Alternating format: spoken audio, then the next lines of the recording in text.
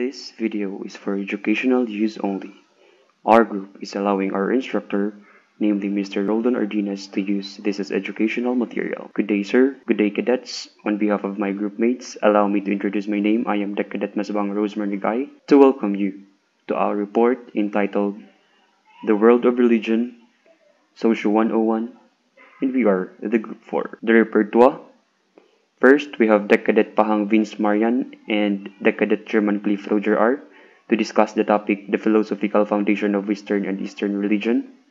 Second, we have Deck Cadet Panoy Sean Christian and Deck Cadet German Christian B to discuss the topic, the influence to the world of Western and Eastern religion. Third, we have Deck Cadet Baga Christian Mark and Deck Cadet Keith Joseph to discuss the topic, how globalization affects religious practices and beliefs in the relationship between global conflict and global peace.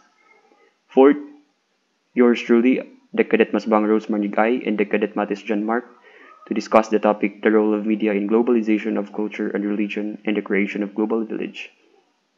Fifth, we have Deck Cadet Gloria John Paul M and Deck Cadet German John Lloyd to discuss the topic, does religion unite the global village? The learning objectives are, first, identify the philosophical foundation of each religion. Second, learn the influence of each religion to the world. Third, identify how globalization affects religious practices and beliefs and the relationship of global conflict and global peace. Fourth, to determine the role of media in the globalization of culture and religion and global village. Fifth, to determine if the religions unites the global village. For the first repertoire to discuss the topic, the philosophical foundation of Western and Eastern religion, we have Deck Cadet Pahang Vince Marian and Deck Cadet German Cliff Roger R. Philosophy of religion. Philosophy of religion is a philosophical study of the meaning and nature of religion. It includes the analysis of religious concepts, beliefs, terms, arguments, and practices of religious adherents. The scope of much of the work done in philosophy of religion has been limited to the various theistic religions. The range of those engaged in the field of philosophy of religion is broad and diverse and includes philosophers from the analytic and continental traditions, Eastern and Western thinkers. I will discuss the Western religion as Mr. German will discuss the Eastern. Philosophers in the West have focused on ideas related to the existence and nature of the deity because that idea is central to the religion of the West. Western philosophy of religion has centered on arguments or proofs for the existence of God and explications of apparent inconsistencies in the description of the nature of God. There are three known religions in the West, which are Judaism, Christianity, and Islam. So when we ask about the religious foundation of Western civilization, we are asking how the interaction between people and their deities shape the values and institutions of the culture. The foundation of religion in the West is the Hebrew Bible, known in Judaism as Tanakh, in Christianity as the Old Testament, and in Islam as Torah. The Hebrew Bible depicts God's relationship to the people of Israel and Israel's interaction with God. Judaism believes their God communicates through believers through the prophets and rewards good deeds while also punishing evil. Christians are monotheistic. They believe there's only one God and He created the heavens and the earth. This divine Godhead consists of three parts: the Father, the Son, and the Holy Spirit. Lastly, Islam. Followers of Islam aim to live a life of complete submission to Allah. They believe that nothing can happen without Allah's permission, but humans have free will. The philosophical foundation of Eastern religion. Eastern philosophy has always had a very similar goal to Western philosophy, that of making us wiser, less agitated, more thoughtful, and readier to appreciate our lives. However, the way it has gone about this has been intriguingly different. In the East, philosophy has taught its lesson via tea-drinking ceremonies, walks in bamboo forest, contemplations of rivers, and ritualized flower arranging sessions. The Western and Eastern religion has similarities in goals, and this is to appreciate and enlighten our lives. But the way of beliefs is different in our religion, which is Christianity.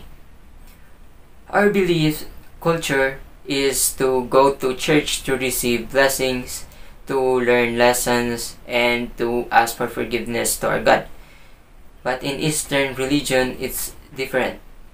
They do it by tea drinking ceremonies, meditating, and reading and listening lessons to Sanskrit. Like in Western religion, Eastern religion has conflicts in its belief in much of Western religions, including Buddhist, Taoism, and Hinduism. Ultimate reality is understood quite differently. It is not a personal creator God, but an absolute state of being. It cannot be described by a set of attributes such as omniscience and omnipotence, for it is undifferentiated absolute reality. These ethical religions have no gods like Yahweh or Allah, but adopt ethical and moral principles designed to improve the believer's relationship with the universe. For Buddhists, the teachings of the Buddha or the Enlightened One, its ultimate objective is to attain nirvana, which is a state of total spiritual satisfaction. The name varies, including sunyata and nirvana. Nirvana in some Buddhist tradition is described as the realization of sunyata. In Buddhist philosophy, sunyata means the voidness that constitutes ultimate reality, or the extinctions of desire, hatred, ignorance, and ultimately of suffering and rebirth. For Hindus, refers to it as Brahman. Brahman is a term used by Hindus to describe God or the Supreme Being, or it can also refer to the divine consciousness. Brahman is a supreme, universal spirit that is eternal and unchanging.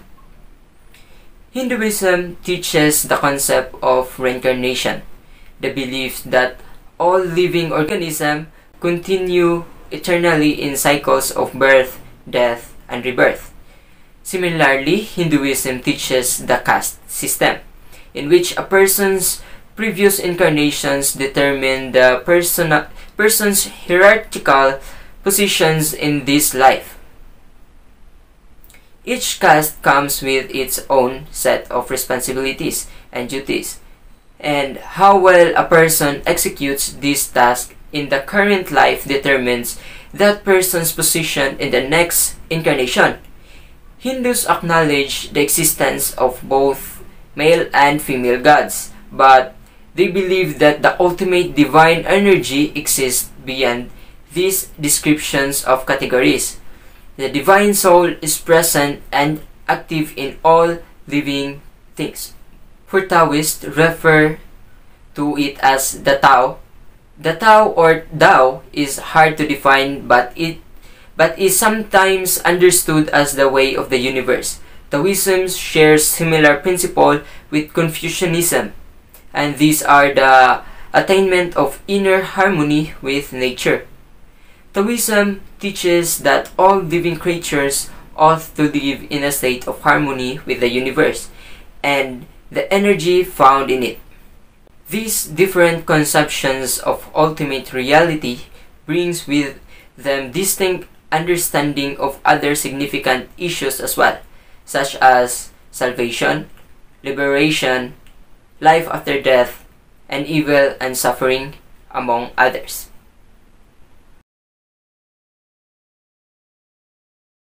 Christianity. The Bible and Christian theology have strongly influenced Western philosophers and political activists. The teachings of Jesus, such as the parable of Good Samaritan, are among the most important sources of modern notions of human rights and the welfare commonly provided by the governments in the West. Long-held Christian teachings on sexuality, marriage, and family life have also been influential and controversial in recent times. Christianity played a role in ending practices such as human sacrifice, infanticide, and polygamy. Generally, it affected the status of women by condemning marital infidelity, divorce, incest, birth control, and abortion. Christians have made a myriad of contributions to human progress in a broad and diverse range of fields, both historically and in modern times, including the science and technology, medicine and fine arts and architecture, politics, literatures, music, philosophy, ethics, humanism, theater, and business. Christianity also played a role in politics and law and conducted hospitals for the old and orphanage for the young, hospices for the sick of all ages, places for the lepers. It supplied food to the population during famine and distributed food to the poor. So the cultural influence of Christianity includes social welfare, founding hospitals, economics as the Protestant work ethic, natural law, which would later influence the creation of international law, politics, architecture, literature, personal hygiene, and family life. Religious practice of Christianity promotes the well-being of individuals, families, and the community. Regular attendance at religious services is linked to healthy, stable family life, strong marriages, and well-behaved children. Regular religious practices generally inoculates individuals against a host of social problems including suicide, drug abuse, out of wedlock, birth, crime, and divorce. Next is Judaism. Judaism marked the beginning of a revolutionary idea that laid the groundwork for social reform. Humans have the ability and therefore the responsibility to stop injustices in the world. The Jews were the first to decide that it was their responsibility as a chosen people to fight against inequality in the world. The ideas laid by the Jews continue to impact people for centuries and are especially relevant in the modern world. So in the modern world, while the influence of Jews has increased in almost every realm of cultural life, the impact of Judaism itself has diminished. The Gentile leaders who extended the emancipation to the Jews at the end of the 18th century and the beginning of the 19th were eager to grant political equality, but they also insisted that certain reforms of Judaism must be accepted. So indeed, for some Judaism, the 19th century European thought were merely congruent but identical. We could estimate that by the time of the destruction of Jerusalem, Christianity was pretty much on its own and even competition with Judaism in many regions. So the influence of Judaism gives the people the responsibility to fight against inequality in the world. This mentality have revolutionized the social reform and brought it into existence as a way for all the human beings to positively shape their world. Initially, what became known as Christianity was seen as a section of Judaism, but it didn't take more than a few decades for that to set the beliefs of those people to hold on to essentially constitute a new, different religion. Christianity was pretty much on its own and in even competition with Judaism in many regions. And the last one is Islam. The influence of spread of Islam was an increase in trade. Unlike early Christianity, Muslims were not reluctant to engage in trade and profit. Muhammad himself was a merchant as the new areas were drawn into the orbit of Islamic civilization. The new religion provided merchants with a safe context for trade. The application of Sharia Islamic law derived from the Quran ensured a certain measure of uniformity in the application of criminal justice. It protected commerce and imposed stiff punishment for theft and dishonesty. Merchants were thus provided with a forum for making complaints and having them resolved in a consistent and systematic way. Trade and travel were not as risky as before and both thrived with the coming of Islam. Islam does not separate religious authority from the political authority. That is why it was appealing to tribal leaders because it strengthened the African concept of kingship. Kings who converted had more power and authority at their disposal. The common people did not practice Islam in as pure as the form as did the kings and other people of influence. Most people combined it with their established beliefs of ancestor worship and fetishes. So the coming of Islam to sub-Saharan Africa facilitated the rise of political empires, encouraged trade and wealth, and increased traffic and slavery. In its pure form, Islam was more attractive to kings because its concept of caliph commanded political power to religious authority, and it did not greatly affect the lower classes for traditional gender roles. Islam changed the life of people in areas such as social security, family structure, slavery, and the rights of women improved on what was present. Hinduism. Hinduism is also known as the oldest religion on earth. Hinduism has no single founder nor one single set of guidelines to follow, making it an extremely adaptable religion. Hinduism is also known as the Sanatana Dharma, which translates to eternal way of life or duty, and is more appropriately thought of as a way of life than a religion. Many people follow the teachings of Hinduism without actually considering themselves to be a Hindu by faith, including atheists. Also, the practice of ahimsa or non-violence is a widely practiced Hindu teachings around the world. Lastly, the openness towards different walks of life makes it easy for non-religious people who want to remain spiritual to follow Hinduism's teachings, and that is how it affects the world too. So Hinduism's impact on philosophy, literature, fashion, art, religion, and the world as a whole is one that will continue to have an important role in human society. Religious or not, having no single founder nor one single set of guidelines to follow. Hinduism is a highly adaptable religion, so these easily conformational guidelines makes it accessible for one to take what they feel fit from the religion and apply it to their life, which is why the eternal way of life will eternally influence the way the world functions. Buddhism. Buddhism has a strong individualistic component. Everyone has responsibility for their own happiness in life. Buddhism also changed how communities were organized. It challenged social hierarchy, created opportunities for women, and gave individuals of all classes a role in spiritual practice. But as Buddhism changed each new society it touched, so too did Buddhism change. Indeed, it was Buddhism's ability to adapt to new contexts that allowed it to spread so far. The religion's founder, Buddha, is considered an extraordinary man, but not God. The word Buddha means enlightened, which is attained by utilizing morality, meditation, and wisdom.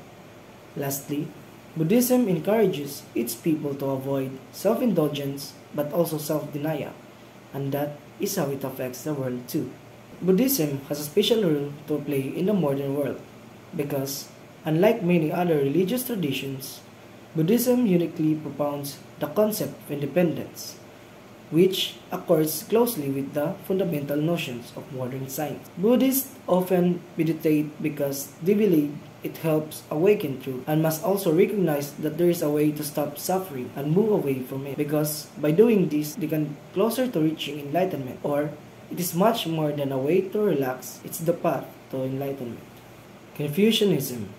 Confucianism is that a virtuous leader can create a well-ordered society in which everyone follows ethical and moral values.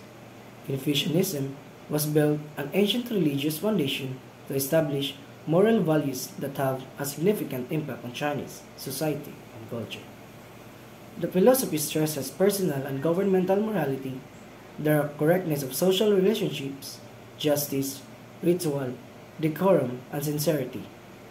Unlike other belief systems, Confucianism maintained that the ultimate goal was to create a harmonious society. However, it was more than just a belief system.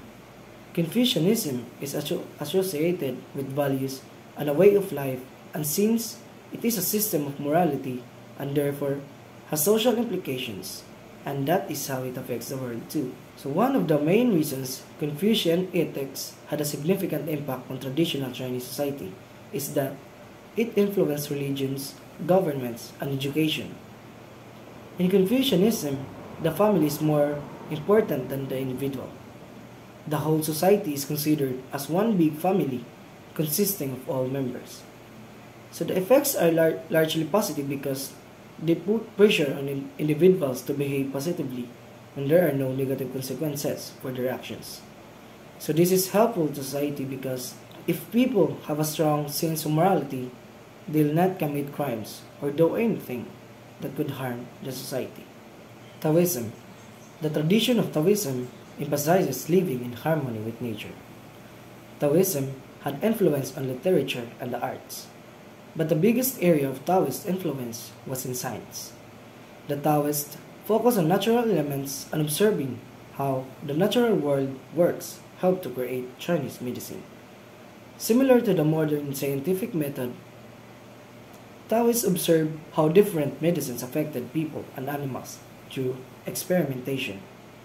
Their collection, knowledge gained through trying to improve human longevity made a huge contribution to health sciences. Achieving spiritual immortality through becoming one with nature is an important part of the Taoist religion, and that is how it affects the world too. So the Taoists believe that people should live simply and in harmony with nature, rather than interfere with nature. So it means paying attention to the little things and doing your best without worrying about success or failure, because life goes on no matter what happens or what path we choose. In short, it really means to go with the true nature of the world and not strive too hard for desires. So basically, the Taoist idea is for a person to take action by changing themselves, and thus becoming an example of the good life to others.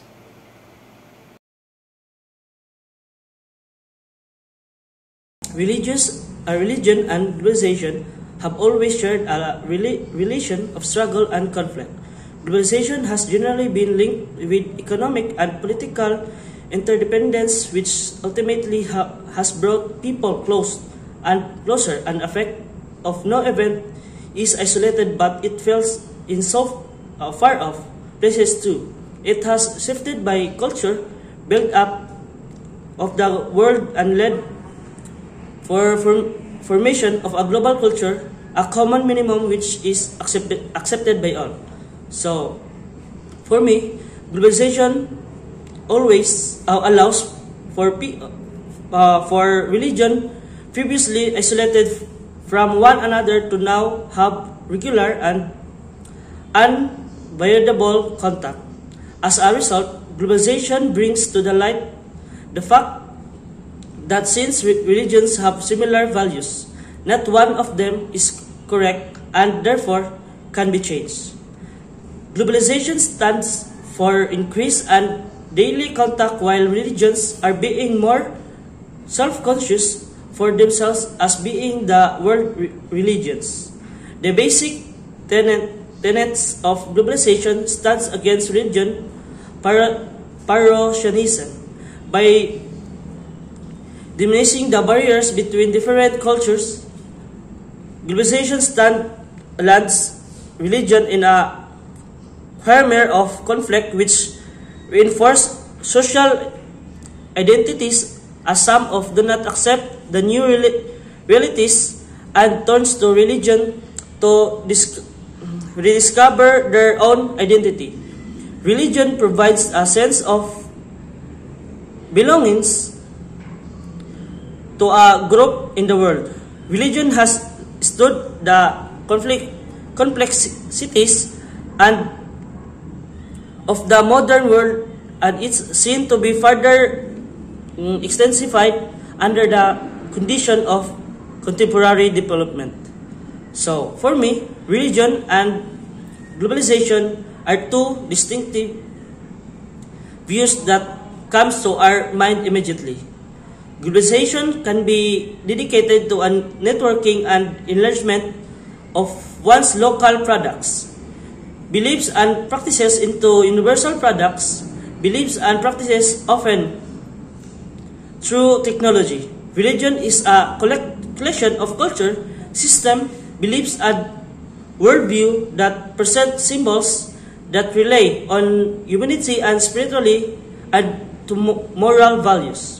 Although some groups have made religion as a weapon to both integrate terrorism masses, generally people have become more tolerant of other religion beliefs and practices and have come to associated all acts terror and anti-religious. So, globalization gives for regular contact.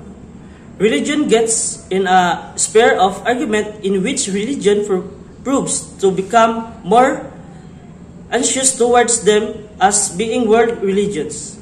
Globalization also provides a culture of pluralism, meaning religion can overlapping but distinctive ethics and interests interact with one another. In a third world nations, where the vulnerable sections find themselves more marginalized by the force of globalization, religion takes a prime welfare role and acts as cultural protector for these sections. Religion thus plays a social role by helping in social causes and successfully gets greater recognition. Here is present a direct challenge to globalization. India is a home of massive rural population to whom the benefits of globalization will take time to reach. In this fact, peace life. Religions act as home for a personal peace and give a message of peace in times of crisis.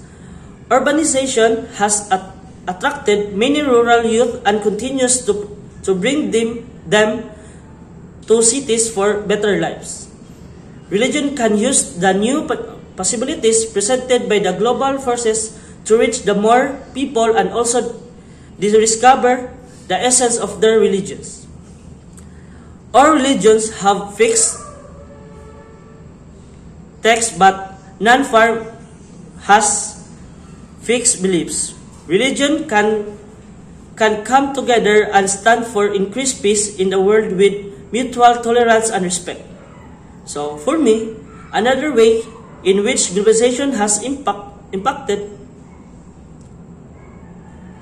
in religion is the way religions have made use of global communication. Religious groups are able to take advantage of modern technology to recruit new members, spread the word, and keep in contact with other members of religion. Religion is primarily regarded as the main source of conflict, with so much emphasis on religion as a source of conflict. The role of religion as a force in peacemaking is usually overlooked. Religion generally has a value that advocates and promotes ethics and morality. However, it also encourages bigotry, inequality, and bloodshed. Religious affiliation and conviction often motivates religious communities to advocate particular peace-related government policies. These communities also directly oppose the repression and promote peace and reconciliation. Religious leaders and institutions can mediate and intervene conflict situations that serve as a communication link between opposing sides and provide training in peacemaking methodologies. Religion plays a role in some of the most repeated conflict zones of the world, and religious conflicts constitute an increasing share of violent conflicts today. For many individuals and groups, religious beliefs seem to give the moral ammunition to justify and carry out violence. At the same time, state leaders often have to contend juggling the right of religious freedom, their own religious beliefs and preferences, and their fear of radical elements, instability, and concerns for public safety. Religious repression can and does occur under the auspices of fighting terror or protecting the country from destabilizing and potentially dangerous elements. The only significant connection between religion and peace found in IEPS analysis is that high levels of peace are related to either low levels of religious diversity or high levels of religious diversity. Moderate levels of diversity see lower levels of peace, highlighting the bell curve nature of the link between peace and religious diversity. IEPE investigated the empirical relationships between peace as measured by the Global Peace Index and various religious measures related to levels of religious belief, restrictions, and hostilities towards religion, combined with a number of other socio-economic factors to statistically explain the relationship between conflict and religion and peace. A key source of information in the analysis include two indices created by peer research which measured government restrictions on religion and social hostility towards religious groups. In short, globalization allows for religions that are previously isolated from one religion to the other to have regular and unavoidable contact. As a result, globalization enlightens the fact that even though there has been a similarity of values in various religions, neither of these are regarded as correct and therefore can be changed. Based on the Golden Rule, religion is often claimed as the primary cause of conflict and war. Generally, religion has a lot of gray areas too. This is somehow true in the essence that due to diverse religion beliefs, it would then lead to clashes and wars, which denotes violence in the world. On the other scale, religion, despite being regarded as the primary cause of violence, many people also believed that through religion, people can be connected and united due to the power for peace.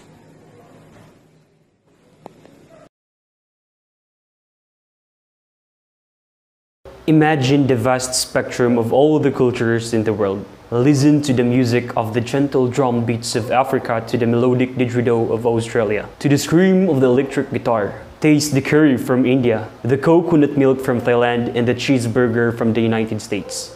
Now, imagine all these cultures are compressed into one super culture.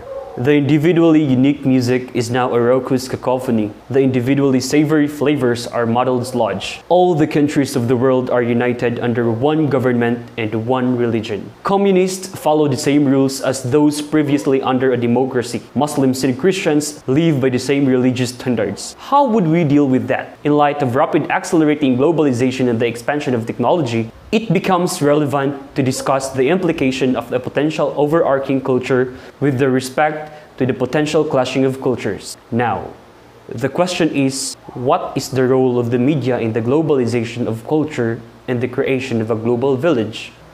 The media have an important impact on cultural globalization in two mutually interdependent ways. Firstly, the media provide an extensive transnational transmission of cultural products, and secondly, they contribute the formation of communicative networks and social structures.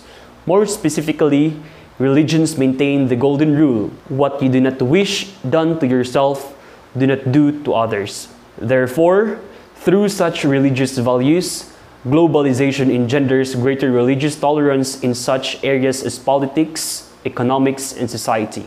The late Marshall McLuhan, a media and communication theorist, coined the term global village in 1964 to describe the phenomenon of the world's culture shrinking and expanding at the same time due to pervasive technological advances that allows for instantaneous sharing of culture. The assertion of this is that it is possible for all the cultures of the world to become one global village is controversial though.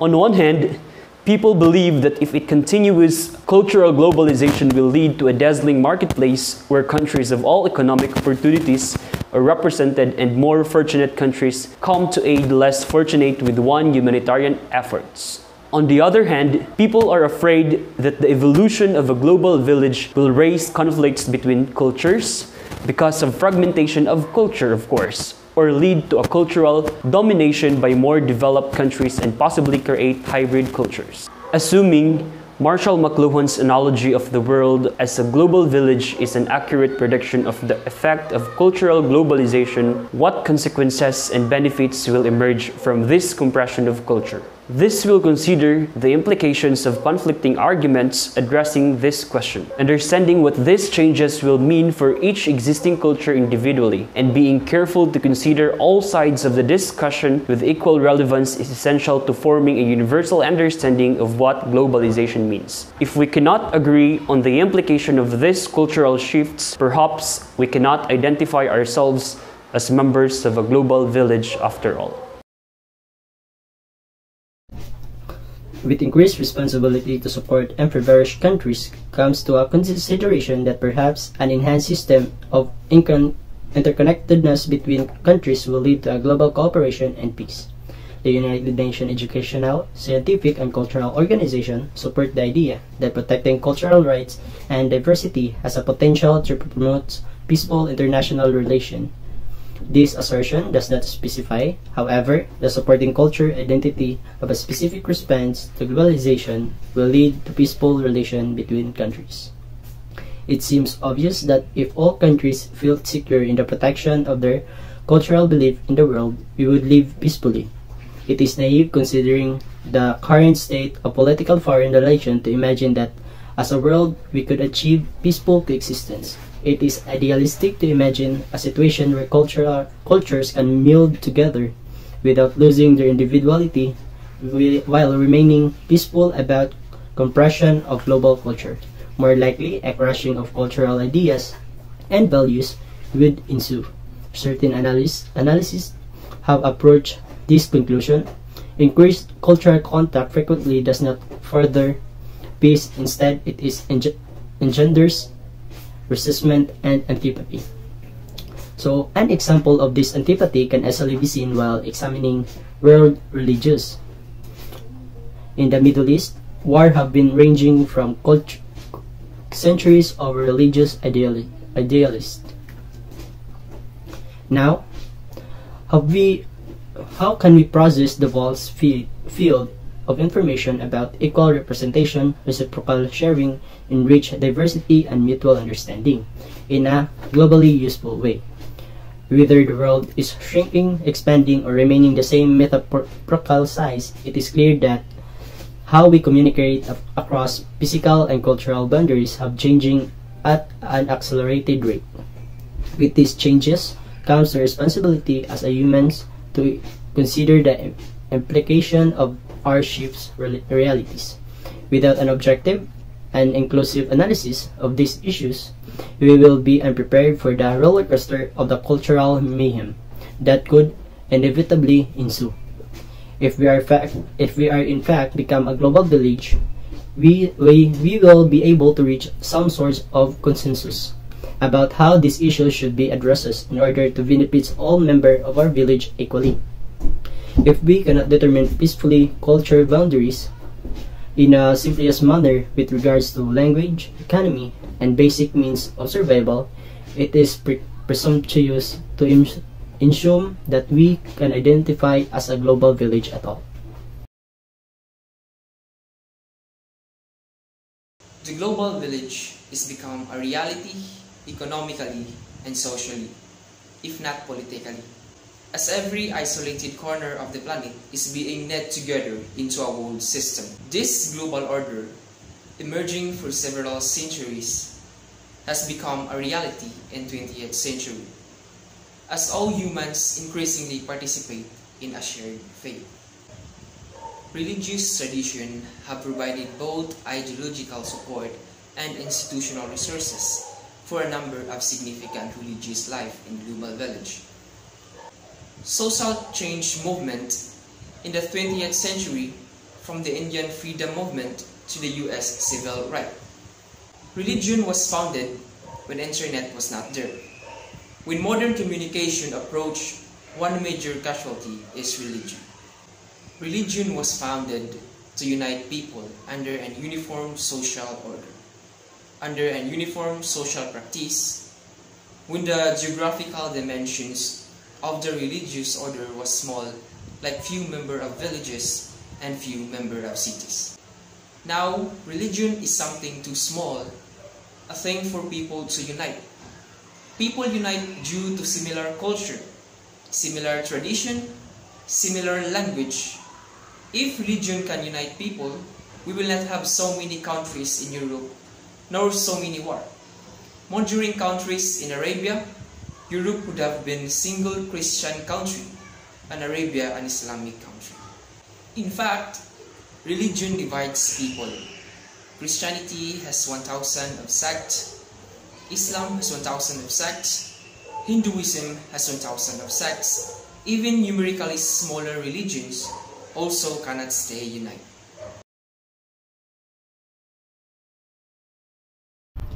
In general, people naturally identify as parts of many different groups: family, town, region, country, politics.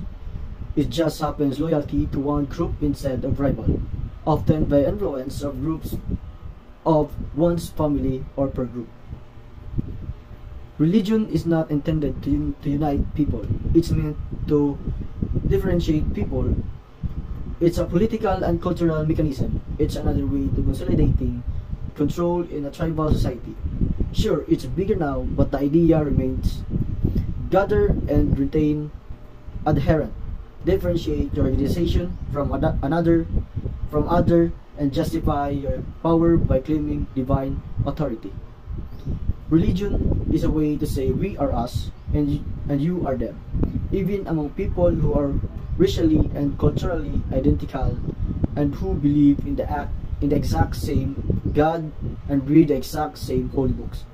Even with so much common and so much to lose, religion still produce hatred and division over the most tribal difference in their interpretation of those crimes where no division is needed for any other reason.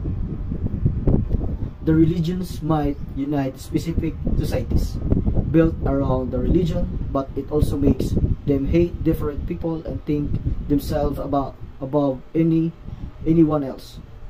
The only way a religion could unite people around the world is if one talk over the world.